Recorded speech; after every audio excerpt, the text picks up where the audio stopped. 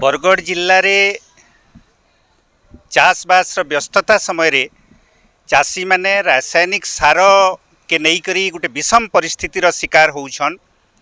से माने कौनसी बेपारी पाखे जिते बेले सार किणबार लगी जाऊछन जेनटा सरकारक द्वारा निर्धारित दर होउछे, यूरिया हो डीएपी हो से सबू के बहुत उच्चा दर रे तांको किणबा के पड़ुछे। बेपारी माने अनेक समय रे होर्डिंग करी करी ताके कला बाजार रे बेसी दर रे बिकुछन। ई परिस्थितिटा चाषी मानकर लगी गोटे विषम परिस्थिति सृष्टि करिछे। यूरियार दर बस्ता पिछा जिते बेले 266 टंका 50 पैसा 500 टंका उपरे प्रायतः खोला बाजार रे बिक्री होउछे।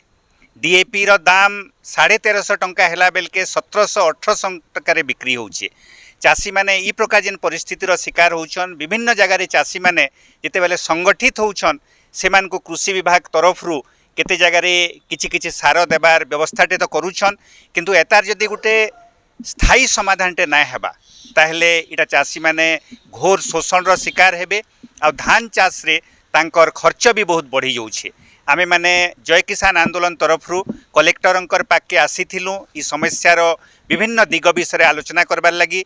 कलेक्टरंक पाखे आमर मुख्य दाबी थिला जे जिला प्रशासन तरफ रु सरकारंकर पाखे जहाँ भी यूरिया उपलब्ध अच्छे आउ आमे जहाँ खबर नहीं करी बुझलु कृषि विभाग तरफ रु आम जिले में जितकी रासायनिक सार दरकार तार नु अधिक परिमाण रे सार पहुँची सारी छे।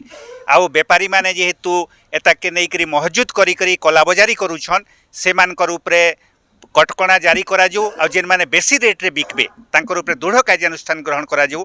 आउ आमर गोटे मुख्य दाबी होउछे जे सरकारंकर निजर जेन पैक्स अच्छे प्राइमरी एग्रीकल्चरल कोऑपरेटिव सोसाइटी से माध्यम रे चाषी माने जेहेतु ताकर लेन देन भी करसन से जगह के यथेष्ट परिमाण रे ई यूरिया डीएपी ई सब सार जोगे दिया जो जेनता कि चाषी माने शोषण रो शिकार ना हेबे आ ठीक दर रे से माने पाई पारबे सार आउ तांकर चाष के भी सुरुखुरु करि पारबे। ई दाबी के नहीं करी आमे जय किसान आंदोलन तरफ रु गोटे प्रतिनिधि दल कलेक्टर को भेटी करी आमर दाबी आ समस्यार विभिन्न दिग विषय आलोचना करिछु। आ कलेक्टर आमके प्रतिश्रुति देइछन जे ताके नहीं करी से दृढ़ कार्यानुष्ठान नेबार लगी पदक्षेप नेबे।